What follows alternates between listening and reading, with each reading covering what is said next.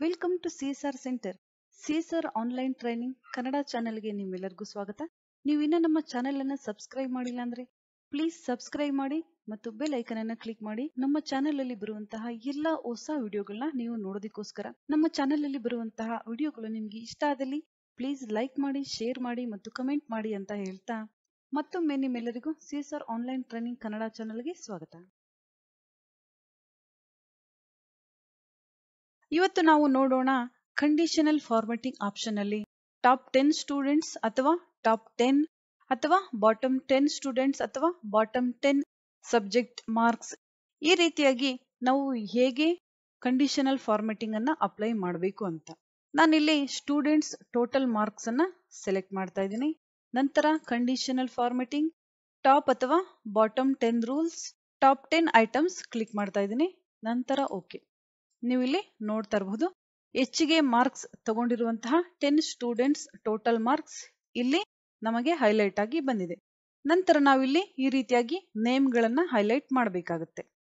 ನಂತರ select, highlight, ನಂತರ select, highlight, select, highlight. ಈ ರೀತಿಯಾಗಿ ನಾವು ರಿಸಲ್ಟ್ ಶೀಟ್ ಅಲ್ಲಿ ಟಾಪ್ 10 ಸ್ಟೂಡೆಂಟ್ಸ್ ಅನ್ನ ಈ ರೀತಿಯಾಗಿ ನಾವು ಹೈಲೈಟ್ ಮಾಡಬಹುದು. ನಂತರ ನಾವು ಕೊಟ್ಟಿರುವಂತಹ ಫಾರ್ಮೆಟ್ ಎಫೆಕ್ಟ್ಸ್ ಅನ್ನ ಕ್ಲಿಯರ್ ಮಾಡಬೇಕು. ನಾನಿಲ್ಲಿ control A for select all, ನಂತರ conditional formatting clear rules option ಮೇಲೆ ಕ್ಲಿಕ್ ಮಾಡಬೇಕಾಗುತ್ತೆ. ನಂತರ clear rules from selected cells ನಂತರ ಕ್ಲಿಕ್ ಮಾಡ್ತಾ ಇದ್ದೀನಿ. ಈಗ ನೀವು ನೋಡ್ತಾ ಇರಬಹುದು ನಾವು ಟೋಟಲ್ ಕಾಲಮ್ಗೆ ಕಂಡೀಷನಲ್ ಫಾರ್ಮೆಟಿಂಗ್ ಅನ್ನ ಅಪ್ಲೈ ಮಾಡಿದ್ವಿ. ಆ ಫಾರ್ಮೆಟ್ ಇಲ್ಲಿ ಕ್ಲಿಯರ್ ಆಗಿದೆ. ನಂತರ select, fill colour, no fill, ಈ ರೀತಿಯಾಗಿ. ನಂತರ total marks, select, conditional formatting, top ಅಥವಾ bottom 10 rules, bottom 10 items. Okay, ಇಲ್ಲಿ ನೀವು ನೋಡ್ತಾ ಇರಬಹುದು ಬಾಟಮ್ 10 ಸ್ಟೂಡೆಂಟ್ಸ್ ಮಾರ್ಕ್ಸ್ ಇಲ್ಲಿ ಸೆಲೆಕ್ಟ್ ಆಗಿದೆ. ಈ ರೀತಿಯಾಗಿ ನೀವು ರಿಸಲ್ಟ್ ಶೀಟ್ ಅಲ್ಲಿ ಕಂಡೀಷನಲ್ ಫಾರ್ಮೆಟಿಂಗ್ ಆಪ್ಷನ್ ಅನ್ನ ಈ ರೀತಿಯಾಗಿ ಯೂಸ್ ಮಾಡಬಹುದು. ನಂತರ select column, conditional formatting, clear rules from selected cells. ನಂತರ ನಾನಿಲ್ಲಿ ಈ ಕಾಲಮ್ ಅನ್ನ ಸೆಲೆಕ್ಟ್ ಮಾಡ್ತಾ ಇದ್ದೀನಿ. ನಂತರ ಕಂಡೀಷನಲ್ ಫಾರ್ಮೆಟಿಂಗ್, ನಂತರ ನೆಕ್ಸ್ಟ್ ಆಪ್ಷನ್ ಇದೆ ಡೇಟಾ ಬಾರ್ಸ್. ಇಲ್ಲಿ ಯಾವ ಕಲರ್ ಬೇಕು ನೀವು ಈ ರೀತಿಯಾಗಿ ಸೆಲೆಕ್ಟ್ ಮಾಡ್ಕೋಬೇಕಾಗುತ್ತೆ. ಈ ರೀತಿಯಾಗಿ ಝೂಮ್ ಮಾಡ್ತಾ ಇದ್ದೀನಿ, ನೀವಿಲ್ಲಿ ನೋಡಬಹುದು.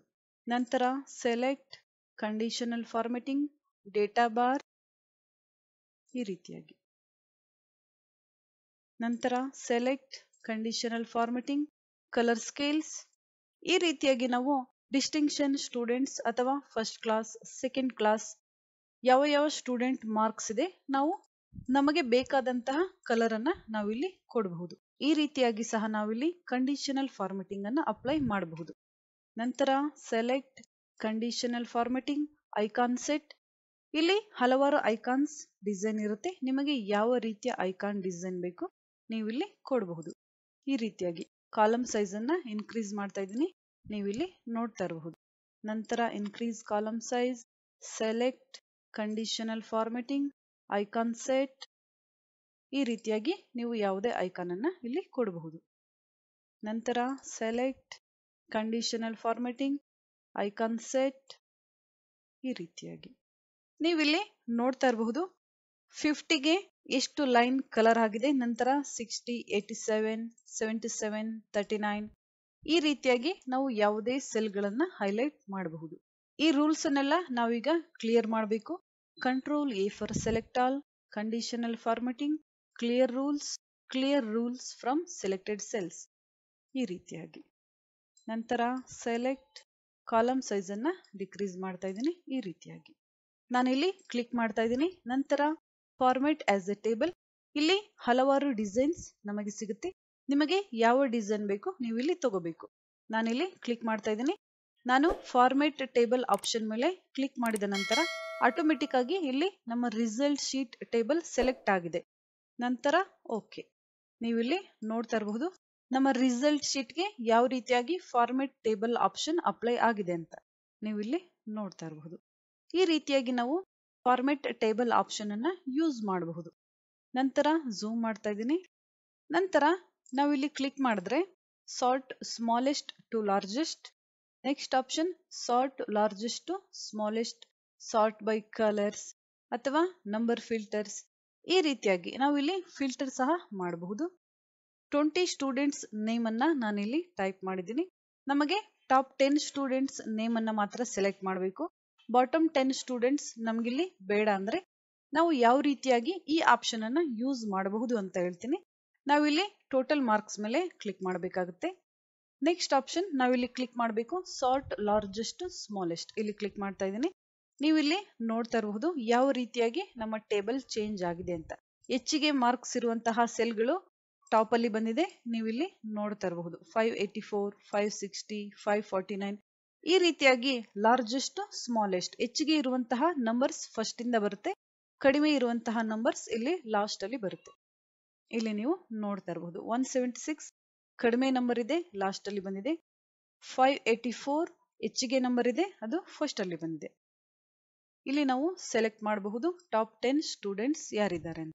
ನೀವು ಇಲ್ಲಿ ನೋಡ್ತಾ ಇರಬಹುದು ನಂಬರ್ ಯಾವ ರೀತಿಯಾಗಿ ಚೇಂಜ್ ಆಗಿದೆ ಅಂತ. ನಂತರ ಕ್ಲಿಕ್ ಮಾಡ್ತಾ ಇದ್ದೀನಿ ಸ್ಮಾಲೆಸ್ಟ್ ಟು ಲಾರ್ಜೆಸ್ಟ್. ನೀವು ಇಲ್ಲಿ ನೋಡ್ತಾ ಇರಬಹುದು 176 ಫಸ್ಟ್ ಬಂದಿದೆ, 584 ಲಾಸ್ಟ್ ಅಲ್ಲಿ ಬಂದಿದೆ. ಈ ರೀತಿಯಾಗಿ ನೀವು ಈ ಆಪ್ಷನ್ ಅನ್ನ ಯೂಸ್ ಮಾಡಬಹುದು. ನಂತರ ಕಂಟ್ರೋಲ್ Z ಮಾಡ್ತಾ ಇದ್ದೀನಿ. ಈ ರೀತಿಯಾಗಿ ನೇಮ್ ಸಹ ಇಲ್ಲಿ ನೀವು ಸೆಲೆಕ್ಟ್ ಮಾಡಬಹುದು.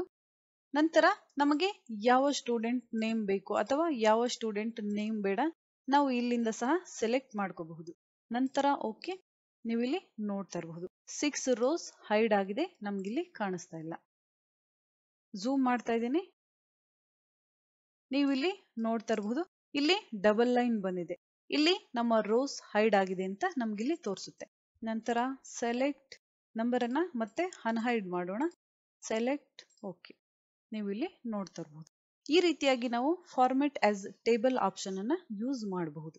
ನಂತರ zoom out, format as A table option ಮೇಲೆ ಕ್ಲಿಕ್ ಮಾಡ್ತಾ ಇದ್ದೀನಿ. ಇಲ್ಲಿ ಇದೇ ರೀತಿಯಾಗಿ ಹಲವಾರು ಫಾರ್ಮೆಟ್ಸ್ ಸಿಗುತ್ತೆ. ನಿಮಗೆ ಯಾವ ಫಾರ್ಮೆಟ್ ಡಿಸೈನ್ ಬೇಕು ನೀವು ಇಲ್ಲಿ ಯೂಸ್ ಮಾಡಬಹುದು ಈ ರೀತಿಯಾಗಿ. ನಂತರ ನಾವು ಈ ಫಾರ್ಮೆಟ್ ಟೇಬಲ್ ಎಫೆಕ್ಟ್ ಅನ್ನ ಕ್ಲಿಯರ್ ಮಾಡಬೇಕು. ನಾನಿಲ್ಲಿ ಕ್ಲಿಕ್ ಮಾಡ್ತಾ ಇದ್ದೀನಿ. ನಂತರ ಟೇಬಲ್ ಡಿಸೈನ್ ಟ್ಯಾಬ್ ಮೇಲೆ ಕ್ಲಿಕ್ ಮಾಡಬೇಕಾಗುತ್ತೆ. ನಂತರ ಇಲ್ಲಿ ಕ್ಲಿಕ್ ಮಾಡಿದ್ರೆ ನಮಗೆ ಇಲ್ಲಿ ಆಪ್ಷನ್ ಸಿಗುತ್ತೆ ಕ್ಲಿಯರ್. ಈ ಆಪ್ಷನ್ ಮೇಲೆ ಕ್ಲಿಕ್ ಮಾಡ್ತಾ ಇದ್ದೀನಿ. ನಂತರ ಹೆಡರ್ ರೋ ಆಪ್ಷನ್ ಅನ್ಚೆಕ್ ಮಾಡ್ತಾ ಇದ್ದೀನಿ. ನೀವು ಇಲ್ಲಿ ನೋಡ್ತಾ ಇರಬಹುದು ಈ ರೀತಿಯಾಗಿ ನಾವು ನಮ್ಮ ಟೇಬಲ್ಗೆ ಫಾರ್ಮೆಟ್ ಎಫೆಕ್ಟ್ ಸಹ ಕೊಡಬಹುದು ಮತ್ತು ಕ್ಲಿಯರ್ ಸಹ ಮಾಡಬಹುದು. ನಂತರ ಹೋಮ್ ಮೆನು, ನೆಕ್ಸ್ಟ್ ಆಪ್ಷನ್ ಇದೆ ಸೆಲ್ ಸ್ಟೈಲ್ಸ್. ಇಲ್ಲಿ ನಾವು ಯಾವ ರೀತಿಯಾಗಿ ರಿಸಲ್ಟ್ ಶೀಟ್ ಅಲ್ಲಿ ಎಕ್ಸಲೆಂಟ್, ಅವರೇಜ್, ಗುಡ್ ಅಥವಾ ಬ್ಯಾಡ್, ಪೂರ್ ಈ ರೀತಿಯಾಗಿ ನಾವು ರಿಮಾರ್ಕ್ಸ್ ಅನ್ನ ಬರಿತೀವಿ, ಅದೇ ರೀತಿಯಾಗಿ ನಾವು ಸೆಲ್ ನಾವಿಲ್ಲಿ ಹೈಲೈಟ್ ಮಾಡಬಹುದು. ಇಲ್ಲಿ ಹಲವಾರು ಕಲರ್ ಡಿಸೈನ್ ಇದೆ. ಬ್ಯಾಡ್, ಗುಡ್, ನ್ಯಾಚುರಲ್ ಈ ರೀತಿಯಾಗಿ ಇಲ್ಲಿ ಯಾವುದೇ ಕಲರ್ಸ್ ಅನ್ನ ಸಹ ನೀವು ಇಲ್ಲಿ ಕೊಡಬಹುದು ಅಥವಾ ನೀವು ಯಾವುದೇ ಕಲರ್ ಅನ್ನ ಇಲ್ಲಿಂದ ಸಹ ಫಿಲ್ ಮಾಡಬಹುದು. ನಂತರ ನಾವಿಲ್ಲಿ ಯಾವ ಕಲರ್ ಅನ್ನ ಫಿಲ್ ಮಾಡಿರ್ತೀವಿ ಆ ಕಲರ್ ಮುಂದೆ ನಾವಿಲ್ಲಿ ಬರಿಬೇಕಾಗುತ್ತೆ ಪೂರ್ ಅಥವಾ ಎಕ್ಸಲೆಂಟ್, ಗುಡ್ ಈ ರೀತಿಯಾಗಿ ನಾವು ಯಾವ ರಿಮಾರ್ಕ್ಸ್ಗೆ ಯಾವ ರೀತಿಯಾದ ಕಲರ್ ಅನ್ನ ಕೊಟ್ಟಿರ್ತೀವಿ ಅಂತ. ನಂತರ ಸೆಲ್ ಸ್ಟೈಲ್ಸ್, ಇಲ್ಲಿ ಸಹ ಹಲವಾರು ಡಿಸೈನ್ಸ್ ಇರುತ್ತೆ.